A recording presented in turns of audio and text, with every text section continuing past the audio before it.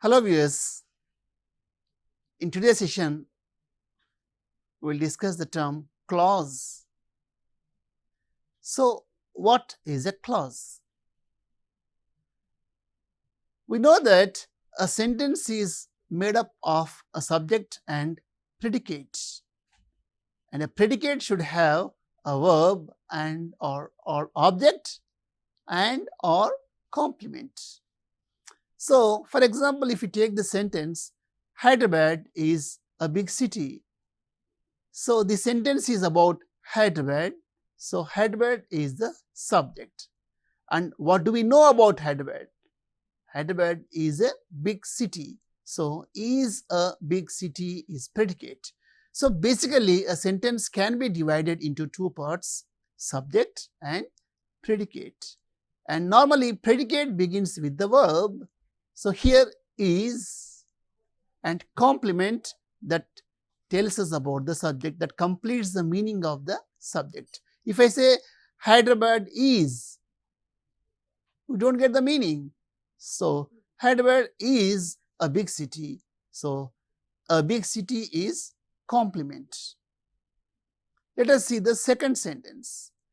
Gopi brought a new guitar from London. So, in this sentence, Gopi is the subject. And what do we know about Gopi? He brought a new guitar from London. So, Gopi is the subject, brought a new guitar from London is predicate. So, brought is the verb. What did Gopi bring? A new guitar. So, a new guitar is object. So, object is the affected part. Gopi is the agent. So, if you see the sentence, Gopi brought what? Gopi brought a new guitar. So, there we can go. From where? From London. So, this sentence can be said as Gopi brought a new guitar from London. Here Gopi is the subject, brought verb, a new guitar object, and from London is complement. So, a clause, it just looks like a sentence. It is very difficult to see the difference between a sentence and a clause. So, at the basic level, a sentence is an independent clause or a free one. So, a sentence is called a maximal clause, which means a sentence is not at all part of another clause. So, just like a sentence, a clause also has a subject and a predicate. Now, let us see the types of clauses: independent clause, noun clause, adjective clause, and the adverb clause. So, independent clause is nothing but a sentence.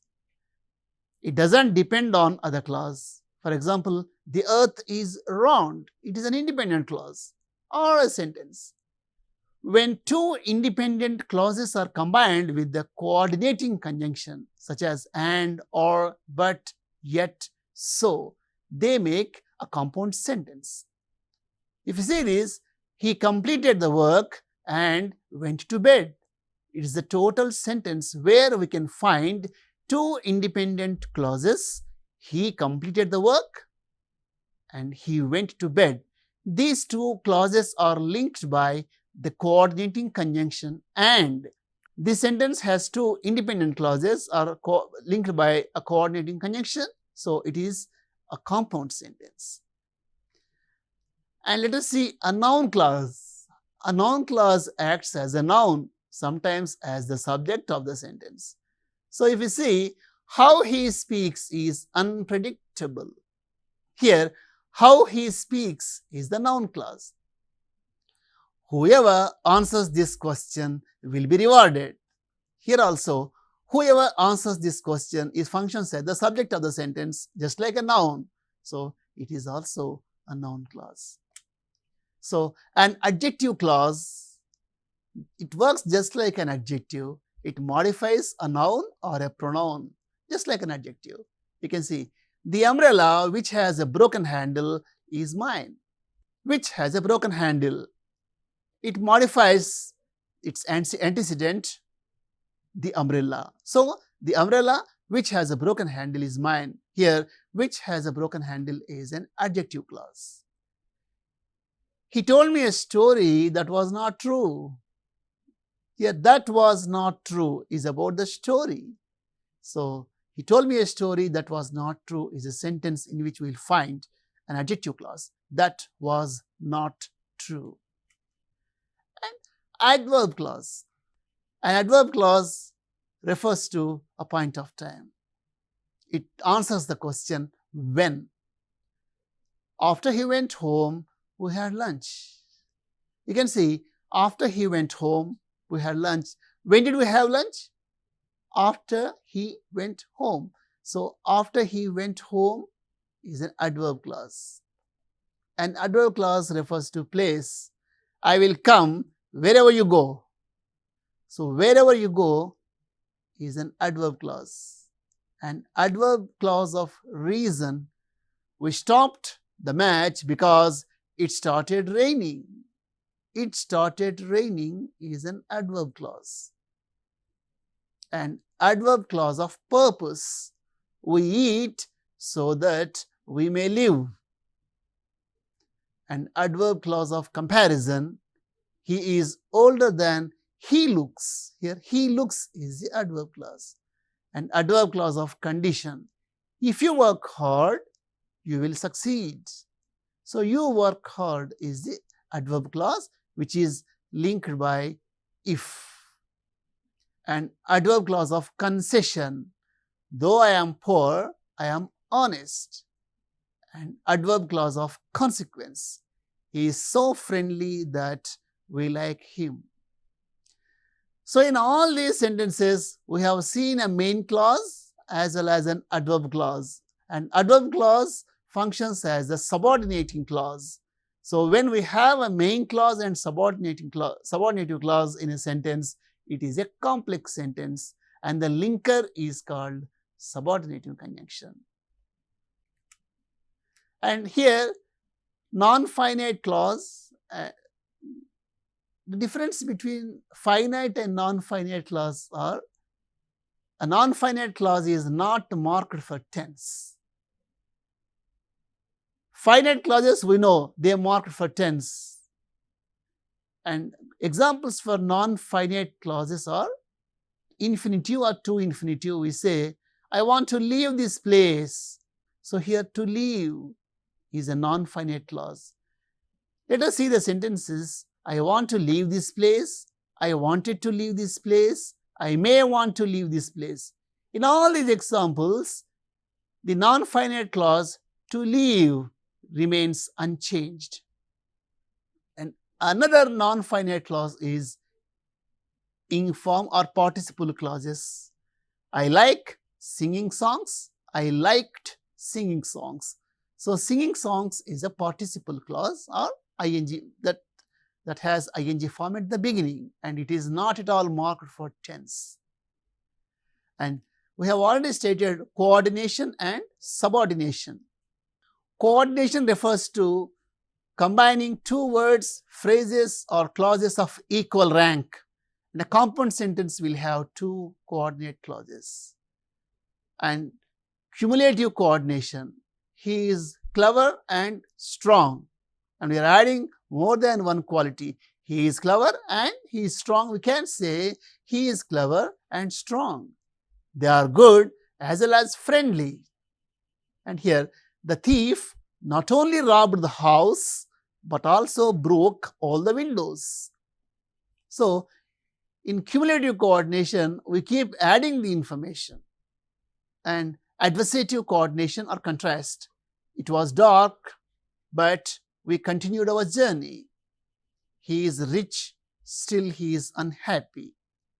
They played well, yet they couldn't win the match. And alternative coordination, you can take it or leave it. It is neither useful nor available. You can either take help or do it by yourself. It is alternative coordination. There we have a choice between two. And elative coordination or inference. She speaks well, so she will win the competition. So here we are drawing inferences. So she will win the competition is an relative coordination. And subordination refers to the combination of two clauses that are unequal in rank. And a complex sentence will have a main clause and a subordinate clause. And adverb clauses we have already discussed, they function as subordinate clauses. And a very important point here, relative clause. So what is a relative clause? It normally modifies a noun or a noun phrase which is called its antecedent, that is, it precedes it, and it's introduced by a relative pronoun who, where, when, what, which. Defining relative clauses and non-defining relative clauses. Let us see the difference. Consider these two sentences. My brother who is in London is a doctor. My brother who is in London is a doctor. These two sentences are similar, but they do have a lot of difference. If I say, my brother who is in London is a doctor, here it is restrictive or defining. You can assume that I have many brothers and one of my brothers is in London and he is a doctor. So the scope of the relative clause is restricted. We can say, my brother who is in London is a doctor. And the second one, my brother who is in London is a doctor. It means I have only one brother and he is in London and he is a doctor. So a defining clause has restricted scope, whereas a non-defining clause, it almost an adjunct. If you see the second sentence, my brother is in London and my brother is a doctor. These two sentences are combined and my brother who is in London is a doctor. Even you can skip the relative clause here. My brother is a doctor, still the sentence stands good. But whereas in the first one, my brother who is in London is a doctor and my brother is a doctor, totally different. So, my brother who is in London is a doctor, my brother who is in London is a doctor. Did you see any difference here?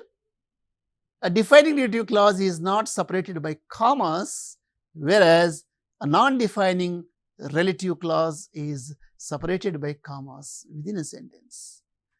And there are some other differences between defining and non-defining relative clauses. Let us see them. A defining relative clause identifies the thing or person we are talking about, and whereas a non-defining relative clause provides additional information. And in a defining relative clause, we can replace that with who or which, whereas in non-defining relative clause, we cannot use the word that. And in defining relative clause, you can skip the relative pronoun, it can be left out when it refers to the object. Whereas in non-defining relative clause, we cannot skip the WH word or a relative pronoun. And this one we have already discussed. A defining relative clause does not have commas, whereas a non-defining relative clause must have commas. So, using relative clauses. You gave me a book last week, it was interesting. How can we combine these two sentences? One way, you gave me a book last week and it was very interesting. And we are using a linking word and we are making a compound sentence. And how can we combine these two sentences using a relative clause? You can say, the book which you gave me last week was interesting. Or you can say, the book that you gave me last week was interesting. Or the book you gave me last week was interesting. Let us see what type of relative clause it is. There are no commas and we have used which. In the second sentence, we have replaced which with that, and in the third one, we have removed the relative pronoun and the meaning remains unchanged. The book which you gave me last week, or the book that you gave me last week, or the book you gave me last week, all are the same. So it is a defining relative clause. And let us see the scope. Here we are not talking about any book in general. We are talking about the book which was given last week. So the scope of the book is restricted. Not any book, like you gave me a book last week, or I borrowed a book from you last week. No, the scope is restricted. So it is defining relative clause. Let us see the second sentence. Hyderabad is the capital of Telangana. It is famous for pearls. We can say simply, Hyderabad is the capital of Telangana and it is famous for pearls. Very simple. But how can we combine these two sentences using a relative clause? Hyderabad, which is the capital of Telangana, is famous for pearls. We cannot say Hyderabad, that is the capital of Telangana, is famous for pearls. It is incorrect. And you can say Hyderabad is famous for pearls. Still the sentence stands good. So what type of clause it is? It is non-defining relative clause. How can we say? Here, which is the capital of Telangana gives us additional information, and it is separated by two commas, and we cannot replace which with that or who. Impossible. So it is a non-defining relative clause. So dear viewers, at the basic level, a clause is nothing but a sentence.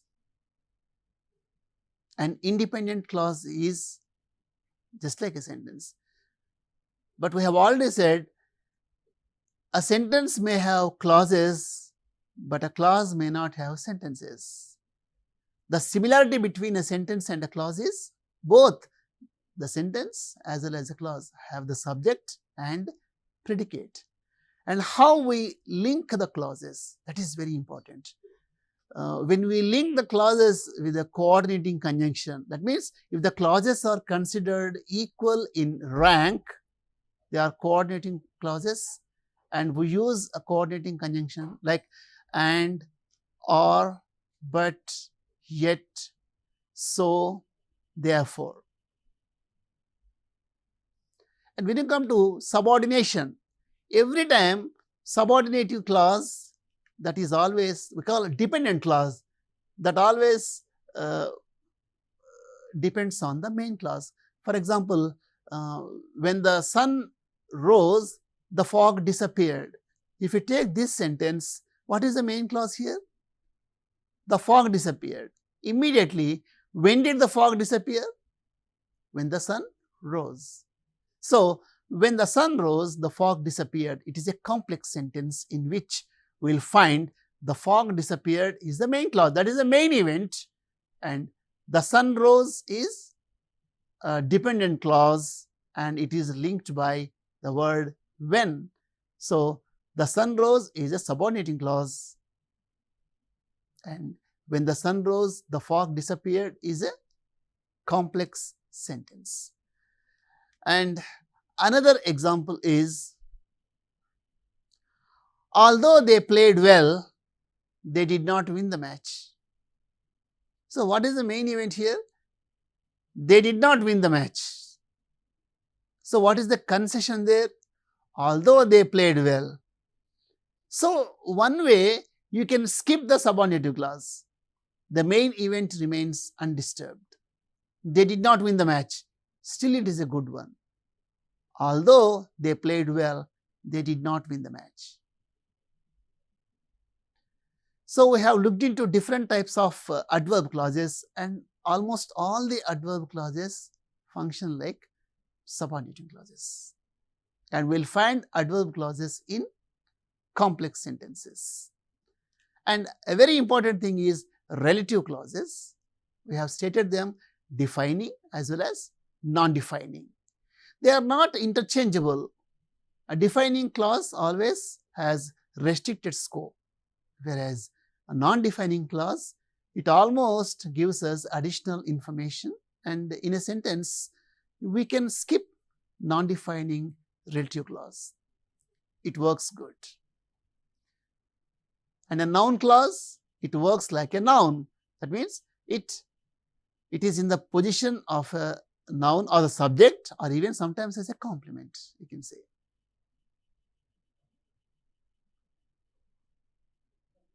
Whoever violates the rules will be punished.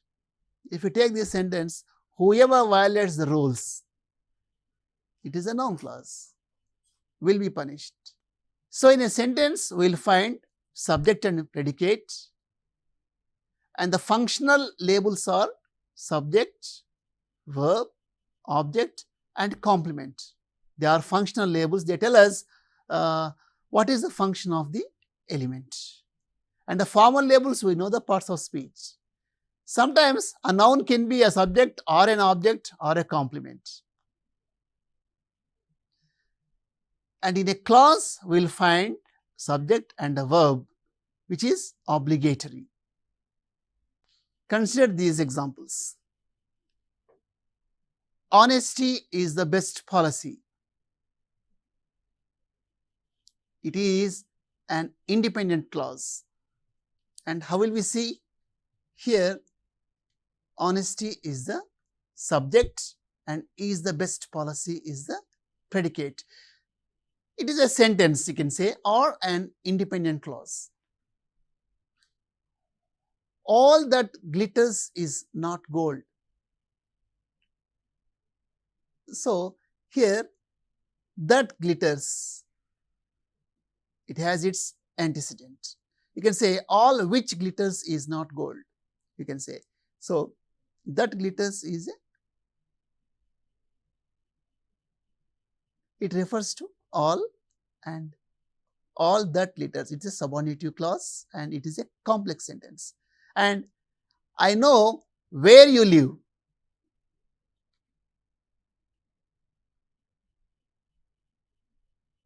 Here, I know where you live. Where you live is adverb clause. It tells about the place. So, I know where you live. It is a complex sentence. Here, it is adverb clause of place. And this is important. He said that he was a liar. What did he say? He said that he was a liar. So, you call it say that clause, or you can call it appositive clause. He said what? He said that he was a liar. So, let us have a small task, dear viewers. We can take a short passage and there we will have to identify clauses first. Let us take the sentences and see the clauses, if at all. And from there, we will have to analyze the clause. What type of clause it is? Is the clause working as an adjective, or is the clause functioning as a noun, or is a clause adding information, or is the clause restricted? So we can see the type of clause, and there we can go for the analysis. So literally, phrase and clause, these words are often confusing. A phrase is the basic one. For example, if you take a noun and a noun phrase, both are the same. Both function like the noun. For example, city, big city remain the same. Whereas city, we call it as a word, whereas big city is a phrase. And they can be replaced. For example, Hyderabad is a city and Hyderabad is a big city. Both are the same. But when you come to clauses, this interchange may not be possible, because clause has some fixed meaning. Just cannot skip the clauses. Just as we do in phrases, we cannot replace clauses. And if you replace them, we get a totally different meaning. That's the issue, right? We have seen the types of clauses. And sometimes, we can reduce the clause into a word. For example, he proved his innocence. It's an independent clause, and you can say he proved that he was innocent. Both are the same, but he proved his innocence is a simple sentence. He proved that he was innocent is a complex sentence. These two sentences are structurally different, but the meaning is the same. So, dear viewers, in this session, we have looked into clauses and sentences, and we have seen the different types of clauses: independent clause, noun clause, adjective clause, and adverb clause. And we have seen different types of adverb clauses: adverb clause of time, place, manner, concession, condition, and all. And a very important thing is relative clauses, and how relative clauses work. They work like adjectives, and they always modify their antecedents. And we have seen two types of relative clauses: defining as well as non-defining or restrictive or non-restrictive clauses. And the difference is restrictive clause has a fixed meaning, whereas a non-restrictive clause gives us additional information. That's all for us today. Have a nice day.